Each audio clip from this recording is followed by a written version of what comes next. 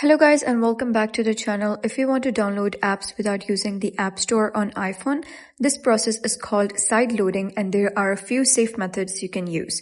First, one of the most common ways is using a tool called AltStore. So to do this, you need a computer, either Windows or Mac, and you're going to go to the official AltStore website and download the Alt server on your computer. Once installed, connect your iPhone using a USB cable and then open Alt server and choose the option to install AltStore on your iPhone. You may need to enter your Apple ID to complete the setup. After that, open AltStore on your iPhone and trust the developer profile from your device settings. Once it's set up, you can download IPA files, which are iPhone app files, and install them through AltStore. Just keep in mind that these apps may need to be refreshed every few days to keep working. Another method is using Test Flight, which lets you install beta apps directly if the developer invites you. And that's it. That's how you can download apps on iPhone without using the App Store. So if you found this guide helpful, please consider subscribing and leaving a like. It really helps me out. And I'll see you next time.